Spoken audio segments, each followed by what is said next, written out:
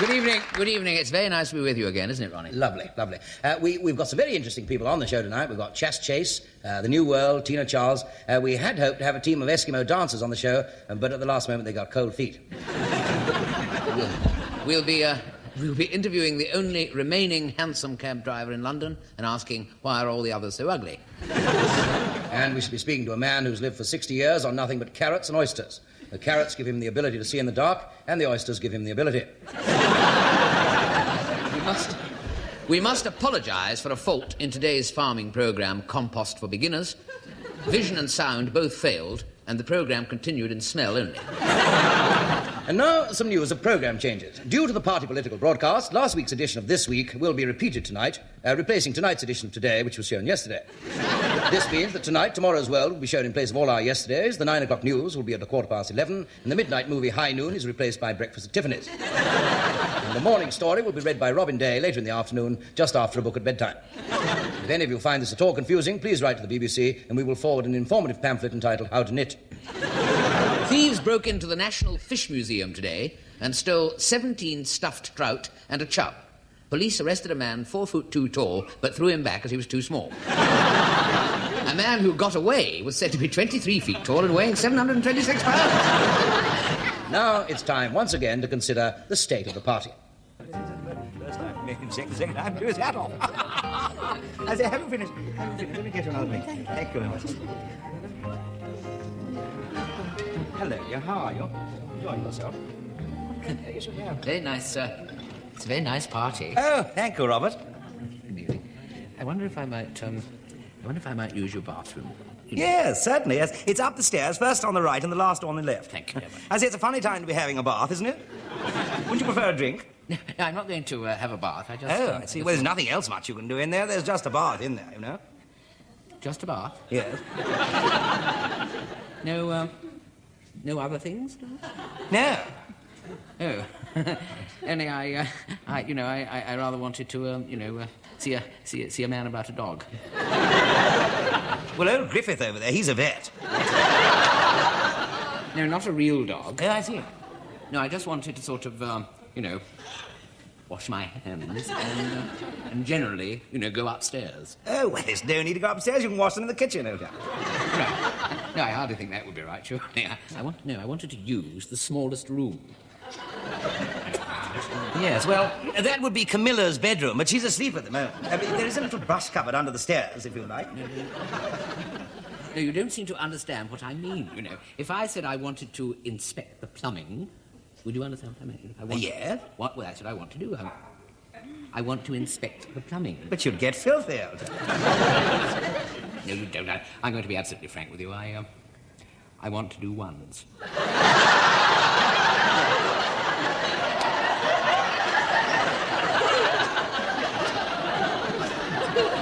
Ones? Yes, ones. Ones what? What do you mean, ones what? Ones. Ones number ones. I want to do number ones. I want to be excused. I want to spend a penny. I want to go to the lavatory. Oh, yes, I want to go to the lavatory. Well, why didn't you say so? Julia, Robert wants to go and sit on the donut in Granny's greenhouse.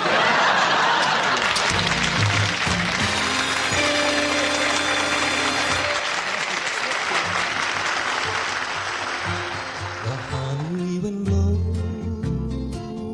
and the warm days dwindle. The butterfly spins a silk cocoon on a silvery spindle.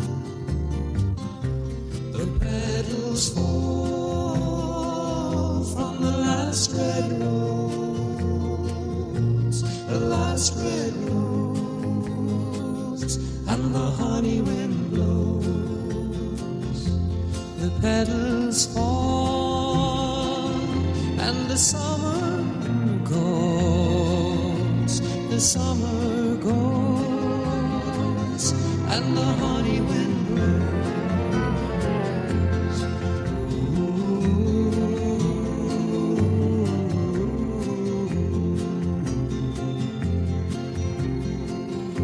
And now it seems that the world and I have grown just that little bit older. I sit alone and the summer cold,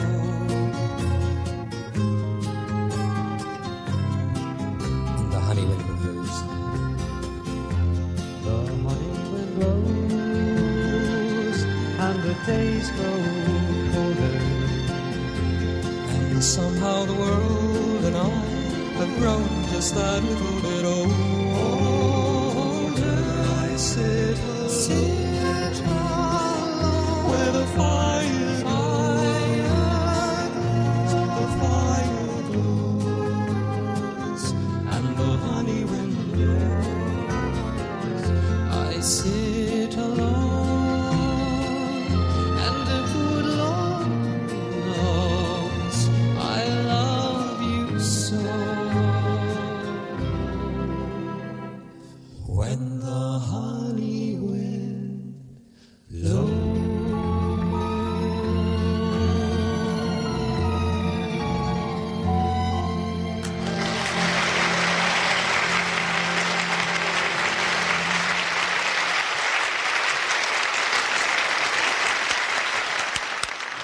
Lovely. Thank you very much. I hope you don't mind, a little wave to my family. Only this morning we had a very big argument with the kiddies about staying up late to watch Daddy. They wanted to go to bed. I know my wife will be watching, if only to check on where I get to on Saturday nights. I don't know why they lock these pianos, Something about ivory poachers. Here's the key, under the mat. Open it up. There we are. Lovely. Goodness me. By the look of these keys, the elephant must have smoked himself to death. Oh, dear. Oh, the sound can't get out. Wait a minute.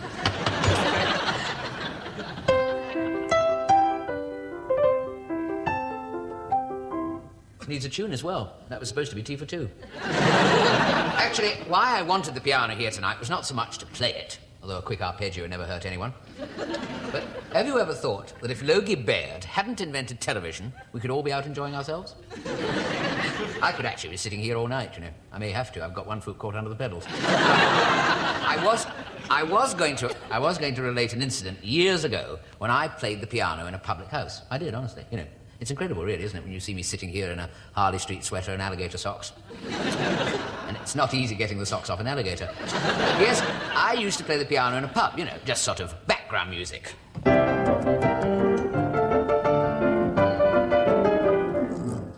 I used to get 30 bob off the publican just to sit at the piano for a couple of hours, or 2 quid off the customers to sit somewhere else.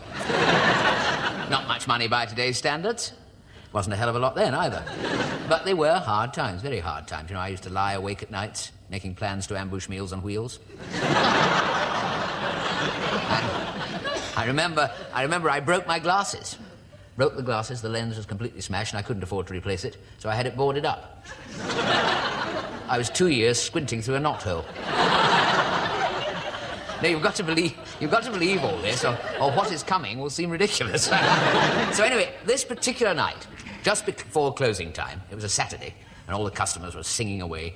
They were singing Verdi's Requiem Mass. That's how I remember it was a Saturday. God, they were a wild bunch. And I was playing.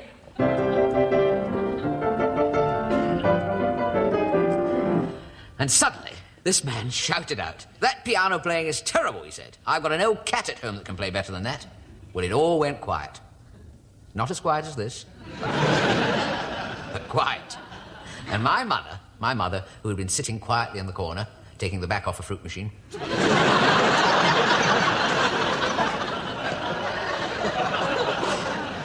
jumped to her foot.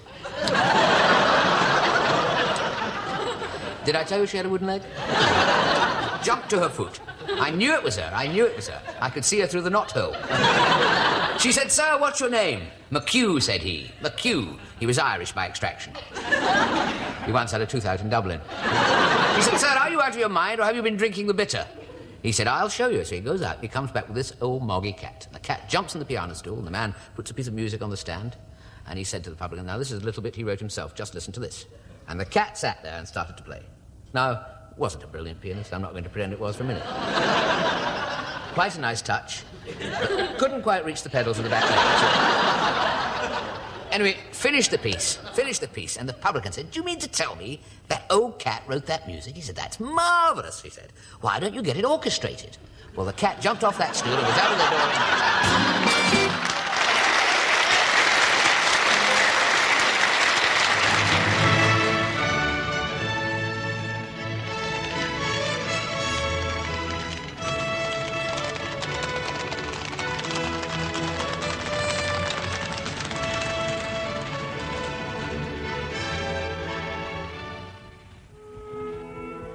You may recall, dear patient reader, how in the previous chapter I related my adventures in the Crimean War.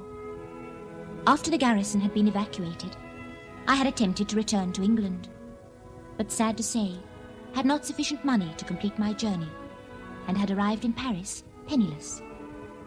But fate was once again to place its gentle finger upon me, in the person of a well-known painter, one Toulouse-Lautrec. Bonjour, mademoiselle. Good day, sir. May I join you? Oh, I would indeed be honoured. It's wonderful. Thank you very much. You're very kind. Pierre, some coffee, please. Oui, monsieur.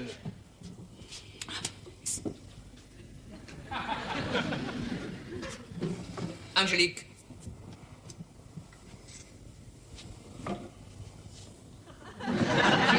Even you have your uses. Are you not Monsieur Lautrec?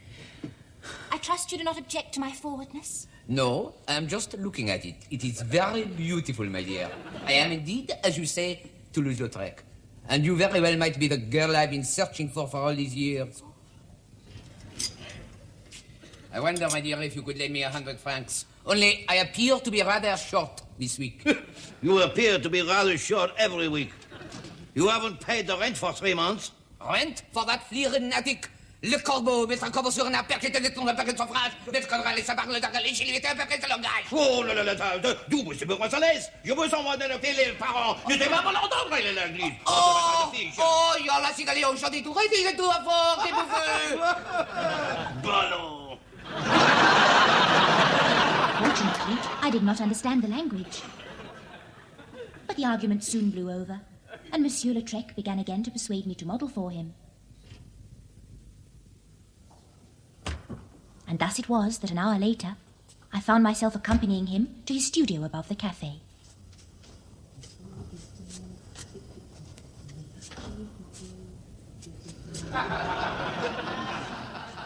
Where do you want me, Monsieur Lautrec? Let me... What's happened to your beard? I've taken it off. Entwistle, British intelligence. Not a word, my dear, we might be overheard. Sufficient to say that I'm searching for some secret papers, and I have every reason to believe that Pierre, the cafe proprietor, has them. Yes, indeed. Now, I'm looking for a British girl, preferably British, who can pose as my model. Do you understand? Yes. And share with me my dirty, mucky secret. Oh, what secret? The fact that I can't paint for toffee. How do you manage to keep up the pretense of being a great painter? Well, it's rather a clever device, my dear, thought up by British intelligence. The paintings are drawn out back at HQ, and I fill in the colours according to a code. Each colour has a number. I'm sorry. Quick! He mustn't see you with your clothes on, dear. It'll look suspicious. Take them off. But there isn't time. Go behind the screen, my dear. Come here, mon cher. Come here. Don't forget your beard.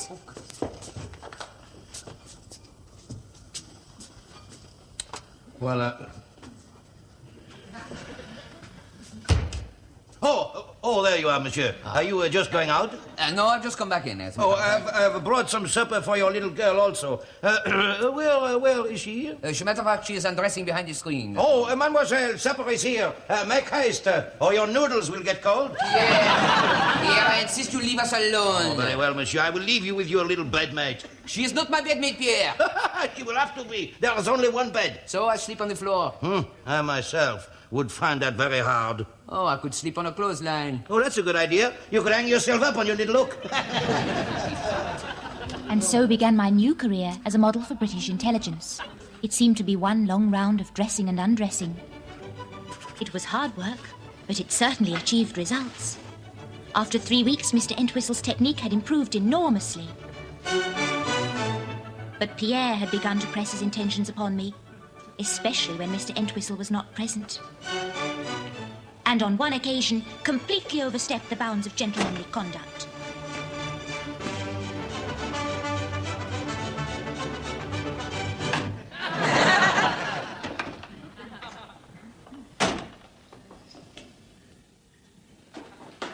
This was too much for Mr. Entwistle. His honour was at stake.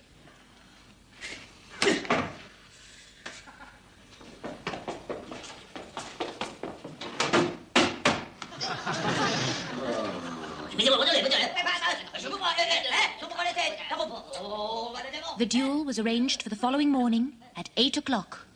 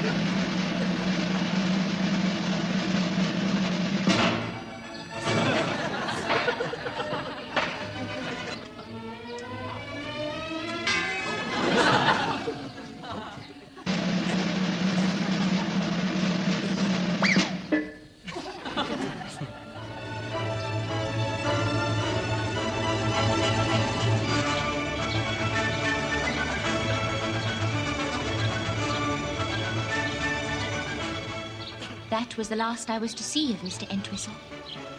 The old gentleman recovered from his blow on the head, and he drove me back to his country house. He suggested that I stay for a bit, but I declined. I had already resolved to set my sights once more on dear old England. And so, the kind gentleman dispatched me forthwith to Dover, with an introduction to a wealthy friend of his, who was in need of a housekeeper for his seat in the country.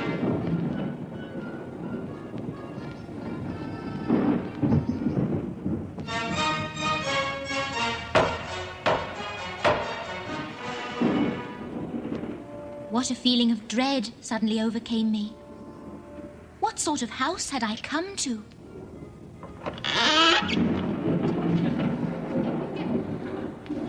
You there, fellow?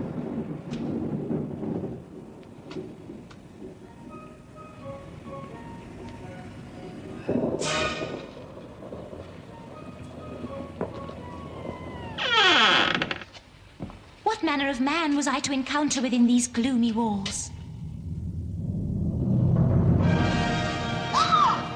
Welcome to Doomsday Hall, Monkey.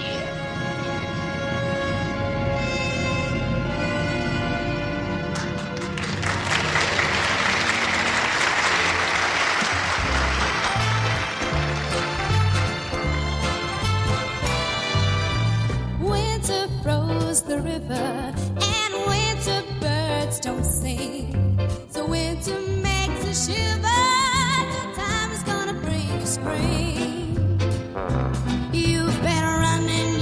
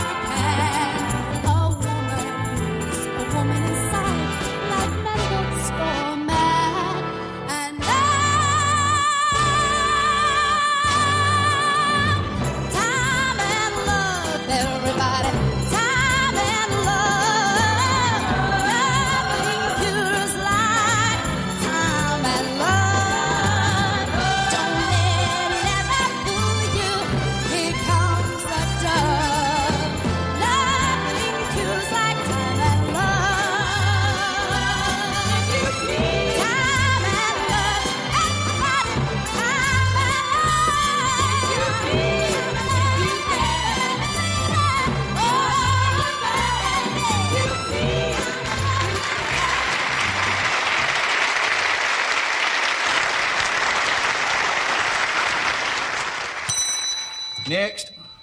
Good evening. Good evening. Mr. Thompson, isn't it? Yes, that's right. Well, Mr. Thompson, you see, the trouble is this. It's this blessed pain in my leg here, you see. I've been getting these the terrible throbbing pains just in my knee here like this. I mean, I was all right on the Saturday night, but I did a bit of digging on the Sunday, and I just can't walk about at all now, you see. No, but I've come to see you. Oh, I know, and I appreciate it. I do appreciate it. Especially with all this flu going about at the moment. You must be awfully busy. No, I've come to see you about my arm. Oh, did you? Yes. Oh, I see. You came to see me about your arm? Yes. Oh, I see. Oh, yes. Well, why me? Well, because...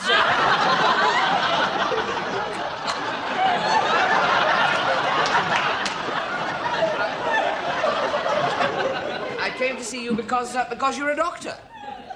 Oh, I'm the doctor? Yes. Oh, I see, I'm the doctor. Yes. Oh, I'm the doctor, am I? Oh, I see. I am the doctor. I am the doctor. Good morning, doctor. Oh, yes, I see what you mean, yes. I must be the doctor. Hello, doctor here. Yes, it sounds very good. Yes. Hello, nurse. Yes, Doctor? Oh, yes, you're quite right. I'm the doctor. Oh, yes. No question of it.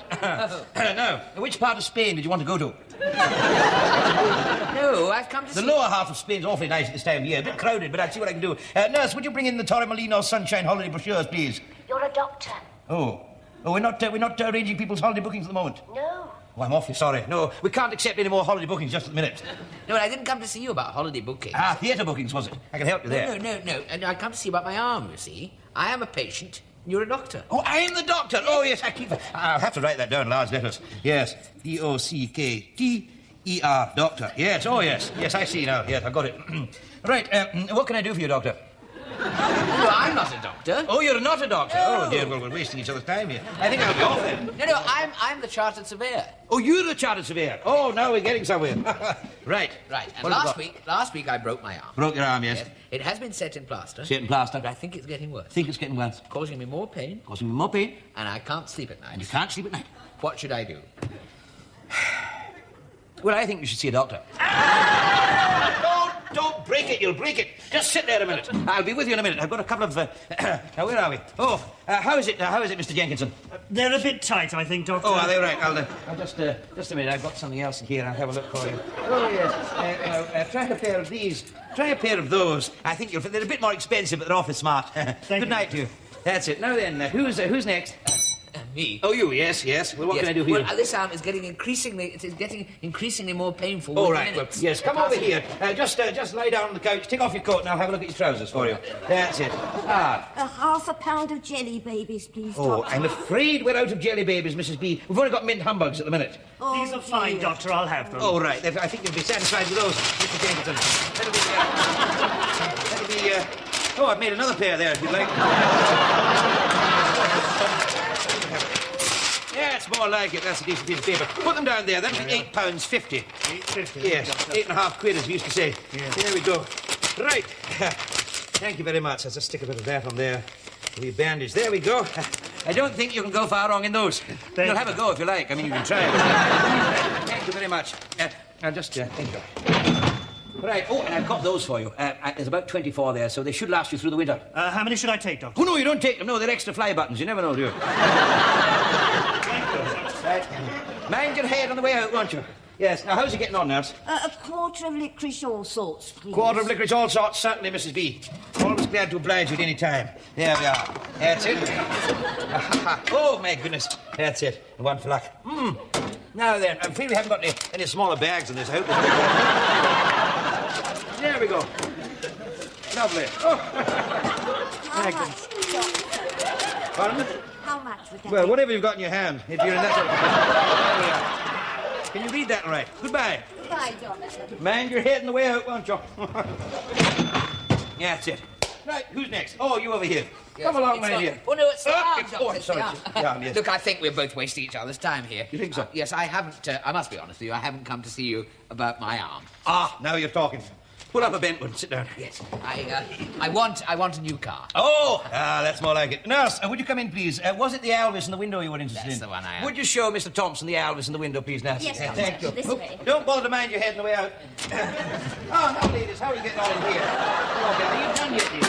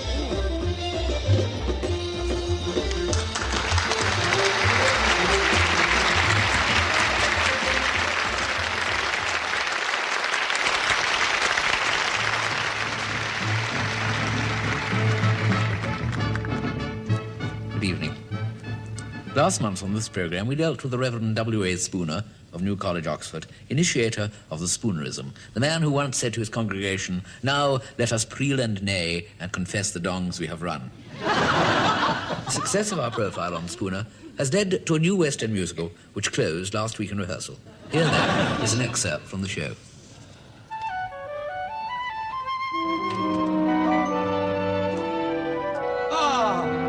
What a doubly lay it is. Oh, it does feel up to be good in the morning. Where is my lovely wife? Millicent! She surely can't be Bill instead. Still in bed. Oh, I forgot. She's gone to have her pig worm. Wig burn. But she should be back by now. Millicent! Did you call, William? Ah, good milling, Millicent. Happy anniversary, dear. Oh, Nuit d'Amour number 5. Oh, thank you, William. I knew you needed a scent of bot. A bottle of bent. Perfume. Oh, yes, I did. Yes. And are you still taking me out tonight? Sweetenly, my cert. I want you to go away and put on your hideous little prat. I have reserved our usual nosy little cook and ordered your favourite meal, chalk pops and dotted spick. Oh, wonderful. Ah, but if only our place was still open. The restaurant you took me to the day we met. Oh, William. I still remember that table for two, where close together we'd sit, in that bohemian cafe we knew. Somewhere in Notting Hill, git. I still remember how sweetly you'd slurp. It was delectable mott's turp. Prunes were my favourite course. Mine was roast horse and beef radish sauce. Glances at each other we stole, hating to miss a glimpse.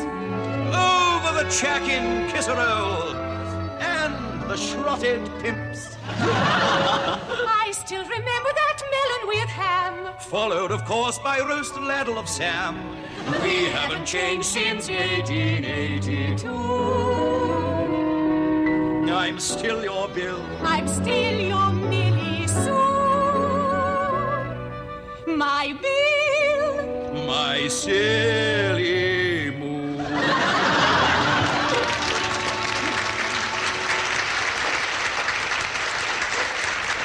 Oh, William, I forgot. There's a gentleman waiting to see you, a Mr. Armstrong. He says you haven't filled in your census form. I'll send him in.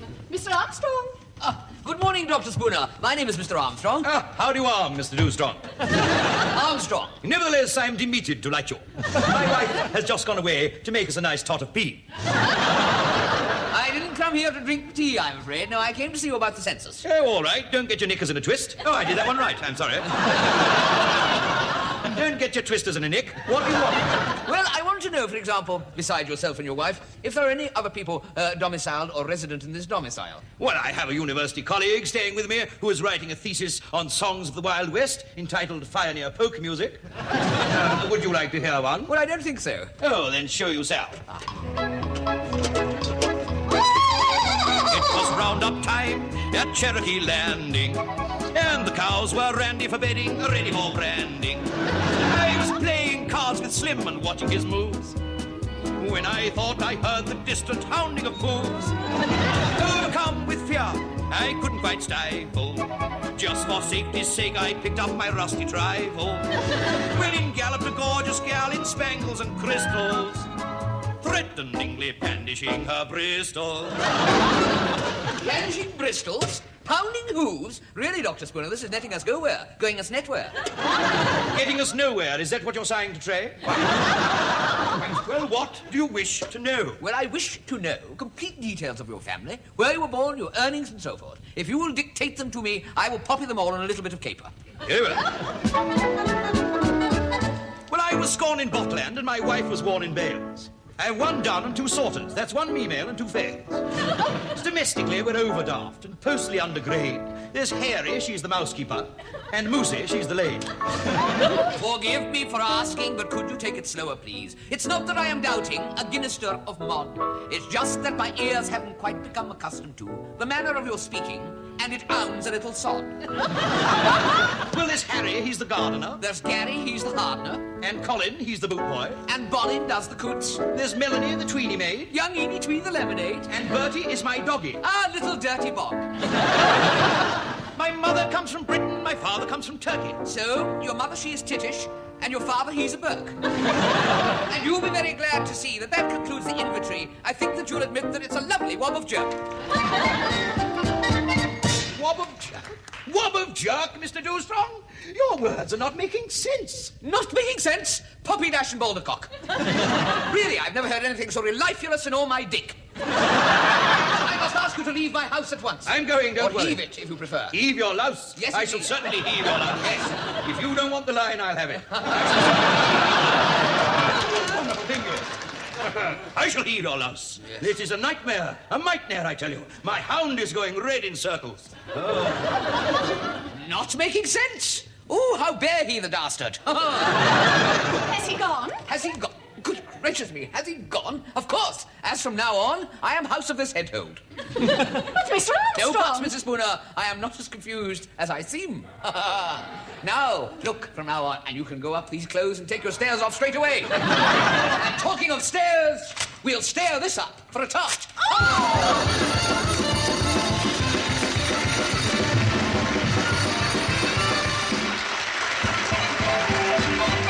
The curtain now is fallen and our little throwy shoe, and now at last the time has come to dish you all a woo. So it's Toodle Pip Ta-ra! A crappy Christmas to you all. From the mister and the mattress. and the rest of